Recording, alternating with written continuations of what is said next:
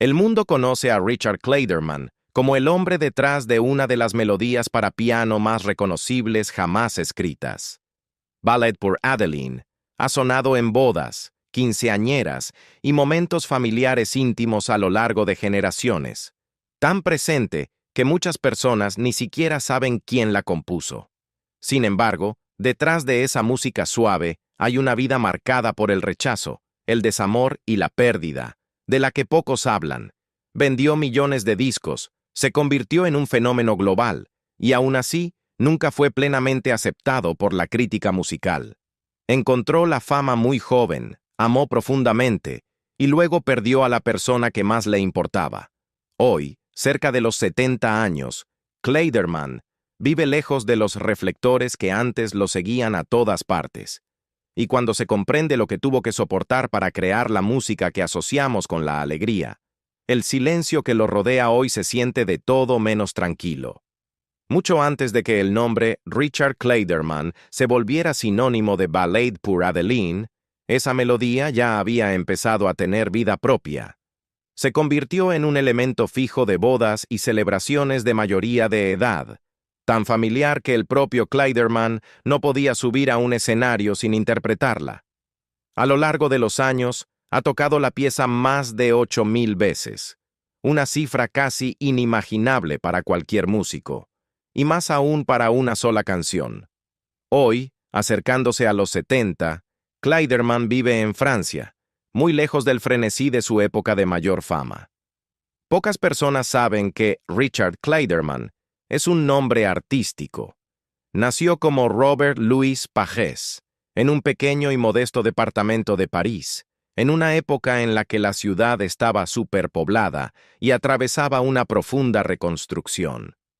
Su familia llevaba una vida sencilla, en un barrio más conocido por las dificultades que por la elegancia. Su madre, Colette, era una costurera incansable que más tarde trabajó como portera de un edificio para llegar a fin de mes.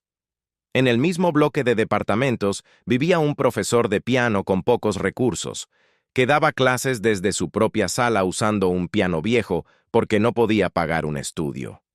Con el tiempo, Colette y el profesor de música se fueron acercando. Se casaron y tuvieron 2 hijos, entre ellos el mayor, Robert, quien años después se convertiría en el pianista que el mundo conocería como Richard Clayderman. De niño, Richard Clayderman, entonces todavía llamado Philippe, creció en un departamento donde la música nunca se detenía. Tuvo una infancia bastante normal, jugando y haciendo travesuras como cualquier otro niño, pero su mundo estaba moldeado por el sonido. Como su padre daba clases de piano en casa, Philippe pasaba los días rodeado de melodías. Al principio no tocaba mucho, escuchaba. Hora tras hora, desde la mañana hasta la noche, absorbía todo. Cuando terminaban las clases, la música continuaba. Su padre se sentaba al piano simplemente para tocar para la familia, y su madre, Colette, a menudo se sumaba componiendo pequeñas piezas para cumpleaños u ocasiones especiales. La música se convirtió en el lenguaje de la familia, entrelazado con la vida cotidiana. Poco a poco, casi sin darse cuenta, Philippe desarrolló una profunda conexión emocional con ella. El dinero siempre fue escaso. Sus padres trabajaban sin descanso, su madre cosiendo y trabajando como portera, su padre dando clases, pero nunca alcanzaba. Aún así, notaron algo inusual en su hijo. Philippe tenía un oído excepcional. Sin formación formal, podía reproducir melodías simplemente con escucharlas, imitando lo que veía hacer a su padre en el teclado. Cuando Philippe cumplió 8 años, su padre hizo un sacrificio que la familia apenas podía permitirse. Le compró un piano. A partir de ese momento, todo cambió. En su pequeño departamento, la música resonaba sin descanso mientras el niño practicaba durante horas cada día. Ya no era solo un pasatiempo, era el inicio de una devoción para toda la vida. El piano se había convertido en su gran amor. Desde el momento en que el piano entró al departamento, Richard Clayderman, todavía conocido entonces como Philippe, se volvió inseparable de él. tocaba durante horas todos los días. Sus padres comprendieron rápidamente que no se trataba solo de entusiasmo, sino de talento. Las melodías fluían de manera natural, casi instintiva. Su padre, que también era profesor de piano, sabía que enseñarle él mismo no era suficiente. Philippe necesitaba una formación formal, así que lo inscribieron en clases formales de piano fuera de casa. Mientras otros niños pasaban las tardes jugando al fútbol o persiguiendo chicas, Philippe permanecía frente al teclado. A los 10 años ya leía partituras con soltura, comprendía la armonía y las octavas, y tocaba con una seguridad muy superior a la de su edad. Sus padres comenzaron a inscribirlo en concursos y festivales locales, especialmente en aquellos que ofrecían pequeños premios en efectivo. Philippe ganaba una y otra vez. Los jueces notaban no solo su técnica, sino la emoción de su interpretación, algo que lo diferenciaba claramente del resto de los niños. Fue su madre, Colette, quien impulsó el siguiente paso: el Conservatorio Nacional de Música. Su padre dudó, convencido de que era un lugar reservado para familias adineradas y personas con contactos influyentes. Aún así, lo intentaron. Al principio, la respuesta fue negativa. Luego Philippe se sentó al piano y empezó a tocar. En cuestión de minutos, la decisión cambió. Fue aceptado. Con solo 10 años, Philippe se convirtió en uno de los estudiantes más jóvenes del conservatorio y también en uno de los más disciplinados. Trabajaba más que nadie, obtenía las mejores calificaciones y destacaba de inmediato. El niño que había llenado un pequeño apartamento con música interminable había encontrado el lugar donde comenzaría su futuro. Para cuando tenía 16 años, Richard Clayderman ya había completado sus estudios en el conservatorio. Se graduó joven, disciplinado y con una sólida preparación técnica. Pero en lugar de lanzarse a una carrera como solista o buscar reconocimiento, sentía lo contrario. Creía que aún tenía mucho por aprender y quería seguir estudiando. Agradecido pero inseguro, les dijo a sus maestros que todavía no estaba listo. En casa, la realidad fue contundente. Sus padres lo habían sacrificado todo para pagar su educación y ya no podían costear más formación. Su padre fue claro: era momento de trabajar. La música seguiría siendo su camino, pero ahora debía pagar las cuentas. Clayderman se convirtió en lo que los músicos llaman un músico de sesión, aceptando cualquier trabajo que apareciera. La fama no le interesaba, la supervivencia sí. Tocaba para otros, cubría sustituciones y poco a poco fue creando contactos. En ese proceso, él y varios compañeros decidieron formar una banda. A comienzos de los años 70, crearon un grupo llamado Tennis, y, sorprendentemente, era una banda de rock pesado. El grupo empezó a conseguir eventos privados y pequeñas giras. Eran talentosos, enérgicos y jóvenes, y sus actuaciones llamaban la atención. El dinero que ganaban se reinvertía en mejores instrumentos y equipos. No era el futuro que Clayderman había imaginado, pero lo mantenía a flote, afinaba sus habilidades y lo preparaba en silencio para lo que vendría después. Alrededor de los 17 años, Richard Clayderman era joven, soltero y estaba en constante movimiento con su banda. Tocaban donde podían, viajaban en autobús, ensayaban sin parar y a menudo pasaban días sin alimentarse adecuadamente. El ritmo era brutal. Con el tiempo, el descuido pasó factura. Un fuerte dolor de estómago lo llevó al hospital, donde los médicos le diagnosticaron una úlcera grave y lo operaron de urgencia. La advertencia fue clara: si volvía a ocurrir, podía ser mortal. Le recomendaron alejarse de la música y cuidar su salud. Sin una alternativa real, intentó reconstruir su vida. Incluso se volcó al tenis, algo que le gustaba, pero pronto se dio cuenta de que no era lo suficientemente bueno y fue descartado. Perdido y sin rumbo, cayó en una crisis existencial. Durante gran parte de los años 70, vagó sin dirección entre fiestas y dudas, con la sensación de no tener futuro, ni profesión, ni un propósito claro. Todo cambió cuando su padre, Robert, enfermó gravemente y fue hospitalizado. Sin seguro médico ni red de apoyo, la madre de Clayderman, Colette, le dijo la verdad. Ahora la familia dependía de él. Tenía que madurar, y rápido. Abandonó el caos y aceptó un trabajo como empleado bancario. Para alguien acostumbrado a la libertad y a la música, pasar 8 horas al día en una oficina era asfixiante. Pero resistió, no por ambición, sino por responsabilidad. Su padre necesitaba cuidados, y renunciar ya no era una opción. A los 18 años, Richard Clayderman ya vivía con responsabilidades de adulto. Las deudas, la presión y el cansancio lo empujaron a una silenciosa crisis existencial. Tenía algo claro: el rock ya no era su camino. Regresó al piano clásico, aceptando trabajos como acompañante donde pudiera encontrarlos. Entre semana trabajaba en un banco. Los fines de semana tocaba el piano. Era joven, estaba desbordado y siempre agotado. Por esa época conoció a Rosalind, una violinista que compartía su amor por la música. Se casaron en 1971 y pronto tuvieron una hija que se convirtió en el centro de su mundo. Clayderman vivía para ella. Aunque nunca llegó a ser compositor, cada interpretación que ofrecía estaba dedicada a ella en su mente. Ella era su propósito. A los 20 años, mantener tanto a sus padres como a su propia familia parecía imposible.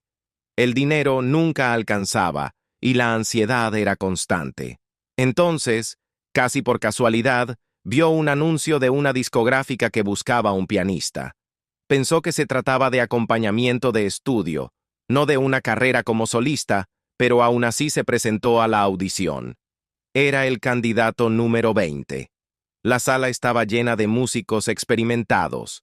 Lo que buscaban los productores era un pianista que interpretara una pieza escrita por Paul de Senneville, compuesta para su hija aún no nacida, Adeline. Cuando Clayderman se sentó al piano y comenzó a tocar Ballade pour Adeline, algo cambió. Sus manos se movían con naturalidad, guiadas más por la emoción que por el pensamiento. Antes de que la pieza terminara, de Senneville estaba llorando. Detuvo la audición y dijo simplemente: Esto es exactamente lo que sentí cuando la escribí. En ese instante, todo cambió. Contrataron a Philippe casi de inmediato. No solo el compositor, sino la propia discográfica vio algo especial en él. Su interpretación había convencido a todos. Le ofrecieron un contrato y le propusieron grabar un álbum completo de piano. Philippe dudó. Preguntó con sinceridad si la música instrumental para piano, sin letra alguna, podía realmente venderse. El sello fijó expectativas modestas. Si el álbum vendía solo 10,000 copias, lo considerarían un éxito. Como parte del acuerdo, también le sugirieron un nuevo nombre, algo más memorable e internacional. Eligieron Richard Clayderman, combinando un nombre que les gustaba con un apellido de su linaje familiar. A la discográfica le encantó. Philippe aceptó, sin saber que ese pequeño cambio redefiniría toda su vida. Las ventas comenzaron despacio. El álbum no explotó de la noche a la mañana, pero poco a poco ocurrió algo inesperado. 10,000 copias se convirtieron en cientos de miles, luego en millones. Con el tiempo, Ballade pour Adeline, escrita por Paul de Senneville, vendió decenas de millones de discos en todo el mundo, llegando a docenas de países. Clayderman se convirtió en un fenómeno internacional casi por accidente. En Francia, sin embargo, la reacción fue fría. Los críticos lo despreciaron con dureza, calificando su música de vacía, comercial, o poco más que música de fondo para hoteles y ascensores. Se negaron a tomarlo en serio como pianista clásico. Como resultado, Clayderman construyó su carrera principalmente fuera de París, e incluso fuera de Francia. donde el público lo acogió con entusiasmo. Irónicamente, la melodía que los críticos ridiculizaban se convirtió en una de las piezas para piano más reconocibles de la historia moderna. Adeline, la niña que inspiró Ballad pour Adeline, creció sabiendo que la canción escrita para ella había recorrido el mundo. Su padre estaba orgulloso. Y Richard Clayderman, pese a no haber sido nunca plenamente aceptado en su país, había creado un legado que millones de personas llevaban consigo en silencio, a menudo sin siquiera conocer su nombre. La melodía cobró vida propia. A pesar de las críticas iniciales, Richard Clayderman se convirtió en uno de los músicos más vendidos del mundo. Ballad pour Adeline lo transformó en el pianista vivo más reconocido a nivel internacional, llevando su música por Europa, América Latina y Estados Unidos. Dondequiera que iba, la canción lo acompañaba y el público la acogía con cariño. Pero el éxito tuvo un precio. Las giras interminables significaron largas ausencias en casa y su matrimonio se resintió. Con el tiempo, su esposa Rosalind pidió el divorcio, solicitando la custodia de su hija y apoyo económico. Clayderman no se opuso. Aceptó todas sus condiciones, convencido de que su hija estaría mejor cuidada con su madre. La separación fue dolorosa, pero discreta. Más adelante, volvió a casarse y tuvo un segundo hijo, Peter. Aunque Peter intentó brevemente seguir un camino musical, el peso de la fama de su padre lo hizo difícil y finalmente eligió una dirección distinta. A lo largo de todos los cambios en su vida, hubo una constante. Su primera hija fue su mayor devoción, por encima de la fama, del dinero e incluso de la propia música. Con el paso de los años, la vida personal de Richard Clayderman atravesó más transformaciones. Su segundo matrimonio también terminó, pero la separación no estuvo marcada por el conflicto. Se mantuvo presente en la vida de sus hijos y continuó apoyándolos tanto económica como emocionalmente. Para entonces, su carrera no solo era estable, sino sólidamente consolidada. Ya había actuado en casi todos los rincones del mundo, ganándose una vida cómoda y compartiendo ese éxito con su familia. Los viajes transformaron su música. Allí donde iba, Clayderman absorbía los sonidos locales y los incorporaba discretamente a su repertorio. En Argentina, los ritmos del tango se filtraron en sus arreglos. En México, ecos de melodías tradicionales aparecieron en sus discos. Cada país dejó su huella. Su catálogo se convirtió en una especie de diario musical de viaje, reflejo de las culturas que lo acogieron. Comercialmente funcionó. Se convirtió en uno de los artistas instrumentales más vendidos de su época. Sin embargo, en su propia Francia, la aceptación nunca llegó del todo.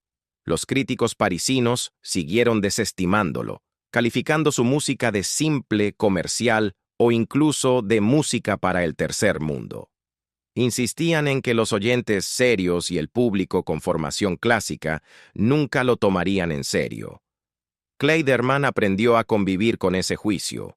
Respondía con calma, señalando que llenaba salas no solo en América Latina y Asia, sino también en Estados Unidos, Alemania, Bélgica, Austria y otros países con profundas tradiciones clásicas. El público acudía, las entradas se vendían, la desconexión entre críticos y oyentes era imposible de ignorar. En 2007, fue invitado a tocar en un importante evento en Alemania, al que asistieron tanto músicos experimentados como críticos. Cuando se sentó al piano y comenzó Ballad pour Adeline, la sala quedó en silencio. Más tarde circularon rumores cuestionando si la actuación había sido en playback, afirmaciones que Clayderman dejó pasar sin dramatizar. Para él, la reacción del público en la sala valía más que cualquier ruido posterior. Su vínculo con el público en el extranjero siguió siendo fuerte, especialmente en México. En una visita a Aguascalientes para una actuación privada, los organizadores locales le pagaron íntegramente en efectivo, una suma cercana al equivalente de $40,000.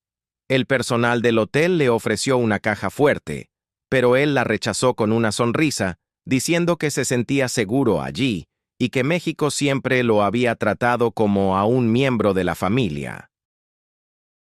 Más tarde, otro episodio mostró cuán confiado podía llegar a ser Richard Clayderman. Durante una gira en México, recibió una gran cantidad de dinero en efectivo por una actuación privada. A pesar de que le aconsejaron usar la caja fuerte del hotel, salió tranquilamente a comer, deteniéndose en un pequeño puesto callejero donde solo aceptaban efectivo. Cuando regresó al hotel, el dinero había desaparecido. Se presentó una denuncia policial, pero no se obtuvo ningún resultado. Estaba conmocionado y avergonzado, y tuvo que depender de fondos enviados desde Francia para poder regresar a casa. Fue una lección dura, que aceptó en silencio, culpando más a su propia ingenuidad que a nadie más. Años después, en 2012, Clayderman estaba nuevamente casado y de gira por Alemania cuando ocurrió una tragedia mucho más devastadora.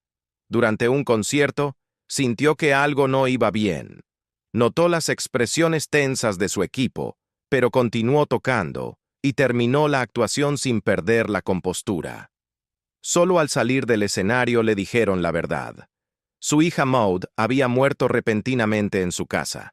Tenía solo 39 años. No hubo advertencias ni enfermedad previa, solo un fallo cardíaco súbito. El impacto fue devastador. Clayderman canceló inmediatamente la gira y regresó a casa para estar con su familia, especialmente con sus nietos, que ahora lo necesitaban más que nunca. La pérdida no fue un espectáculo público, sino una devastación íntima. Incluso años después, sigue siendo un dolor que lleva en silencio. Durante días, Richard Clayderman vivió en una especie de duelo suspendido. Quería despedirse de su hija, pero las circunstancias y las decisiones familiares hicieron que todo fuera dolorosamente complicado. Sus nietos se aferraban a él, devastados, negándose a separarse de su lado.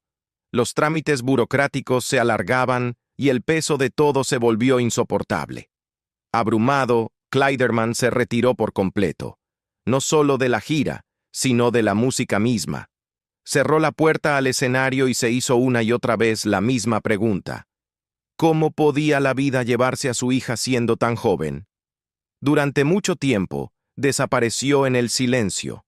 Con el tiempo, sus amigos se acercaron, con suavidad pero con firmeza, recordándole que todavía había personas que lo necesitaban, sus nietos, su otro hijo, y un público que había crecido con su música.